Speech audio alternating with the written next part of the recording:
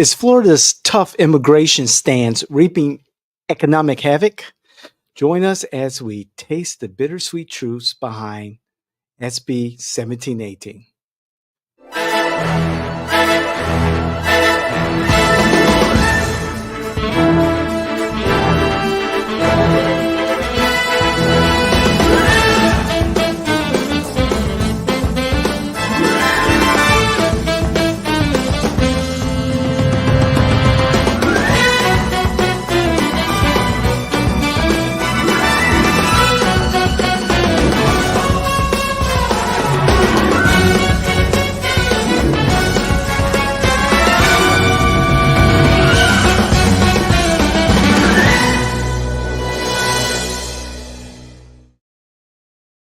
Oh, you can't make this shit up.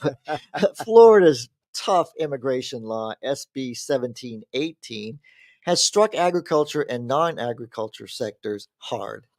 Now, farmers lament the exodus of workers with significant economic repercussions.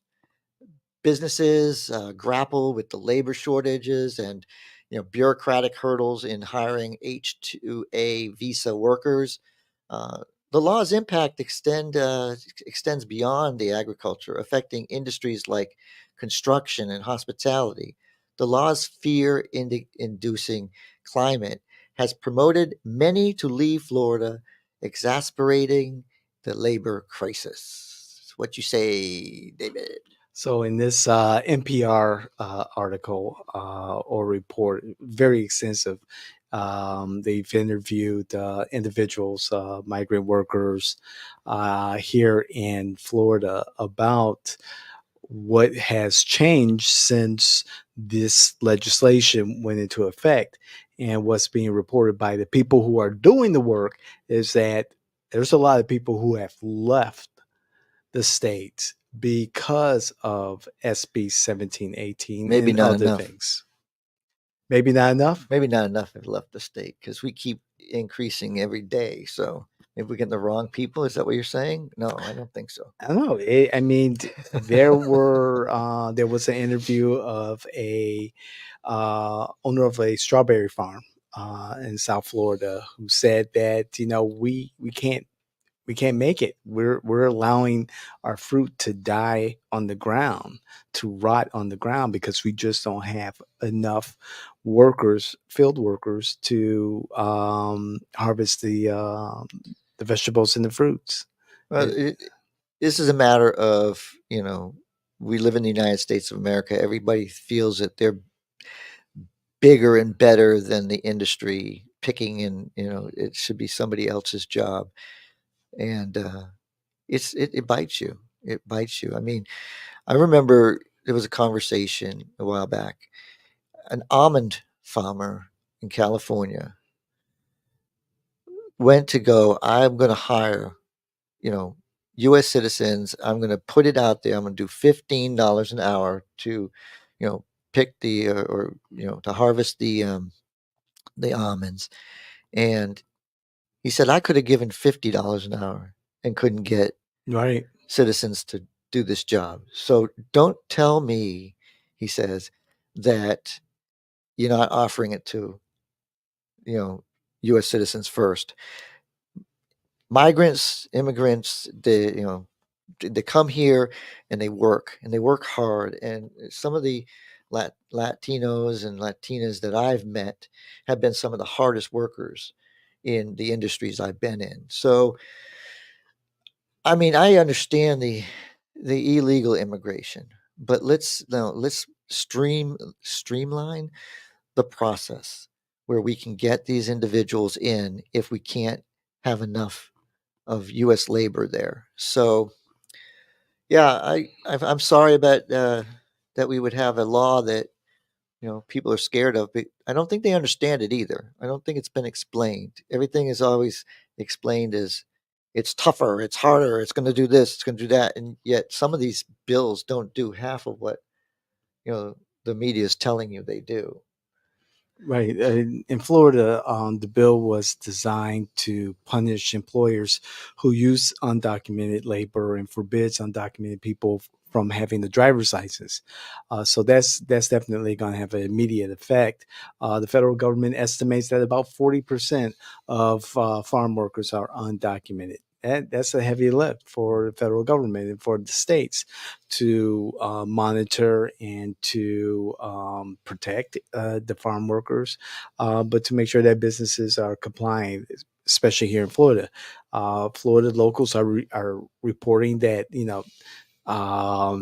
sales at local businesses, flea markets, farmer markets are low, and the Florida Policy Institute, which we've quoted in the past, estimate that this is about a $13 billion hit to the state's economy. So I don't know. In the end, is it worth it? I mean, we'll see in the long term. However, um, businesses are hurting. Individual families are hurting. They want to work. Well, yeah, I They understand, but comply. it's this Bidenomics is not helping in the least. I Well, mean, Florida has a look, very robust we economy. we Let's talk Florida. Let's we stay in Florida. no, I'm not just saying it. Everybody's feeling tough, Everybody's feeling tough. I hear it all the way across the nation. It's not just about this. Um, Look, legal immigration. Let's go look at it. Let's get together and have that conversation. Just have that conversation. Let's fix the immigration problem, and then we won't have this strict, this strict, I don't even know the words. Just we can't, America first doesn't mean that that we forget about everybody else. It just means that we offer it to offer it to us first, and then it can be Yeah. offered to somebody else. Bring somebody in from another country to help you out. Yeah. There is the H-2A, guest worker program that is available. However, farmers stated to NPR that the program is slow because of the bureaucracy that it is. Hmm. It's costly, and there's a lack of oversight and exploitation of the H-2A workers.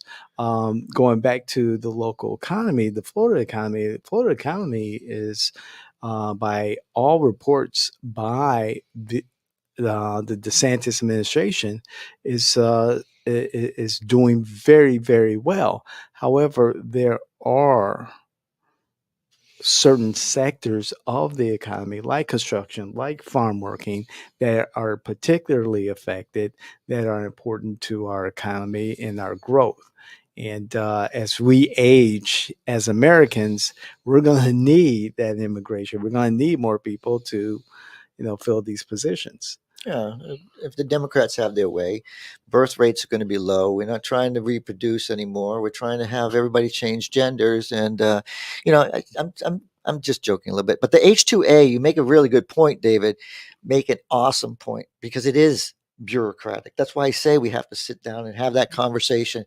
I had a guy when I was working for uh, Scott Sturgill, Mhm. and he was fundraising at his shop, and he gave us a tour, and he said this machine right here was operating at full speed until I had the visa ended for my employee. He had to go back, and we're still trying to get his visa fixed so we can get him back here. Mhm. So a whole machine that only one person truly knew how to operate the way it should be, and they lose out because it took years, a year or so to get him back. Right. And it shouldn't take that long. It's the only guy that can use the machine. How do you have to prove that, right? So, Well, going back to fixing the problem, there was a bipartisan immigration bill that was presented to the Congress and the Senate, but I believe the Republicans took their, I guess, orders from former President Trump, Okay, and killed it. this is the So Biden. there was a solution Okay, out there, a bipartisan if solution you out want to there. call something from the Senate bipartisan, it's the most moderate portion. So, yes, you might get bipartisan out of the Senate, but you're not going to get bipartisan out of the House. So when you present the Especially bill, when Trump killed it. make sure you present it in a way where you can get those people to not listen to Donald Trump. So it's still, look, So the minority rule. all you need to do is get 5 people. Like, actually, right now, probably only 1. One. I mean, literally. You guys are eating your own there in So, I Congress. mean, you couldn't get 1 to come over to the bill. That means it had to. I believe they had the votes until Trump said no. You thought you had the votes until Trump Trump said said no. no. Okay, but that's on you. You should have kept it where you had them tied in. I mean, come on. You're saying Biden has doesn't have the pull that Trump does? Well, I guess he's going. That's why Trump's going to be president. Thank you very much. I mean, Trump you guys keep proving it. Trump talked to his Republican delegation. Yeah, what? Biden's going to try to talk to the MAGA crew? I don't think so. You know, automatically they're going to say no.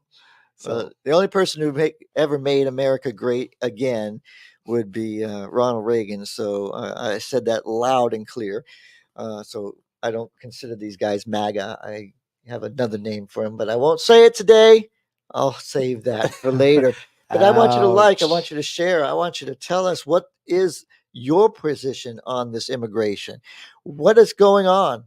Why are we going to pay higher prices because we're not picking the fruit?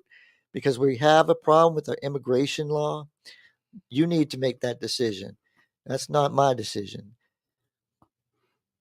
Like you said, it's your decision, and we want to hear about it. Let us know. You're political innovators here at Jay in Washington. We want to know what you think, and please do so. Comment on this and all of our podcasts. You have the Morning Constitution, you have the David Washington Show, you have Countertop Politics, and of course our flagship show, You Can't Make This Shit Up. So please, we want to hear what you think and bring your facts, not your feelings. So like, share, hit the notification button, let all your friends know, your family, those influencers, electeds, politicos know about the hopefully what you would believe and think is the good work that we do here at JW. We'll see you the next time.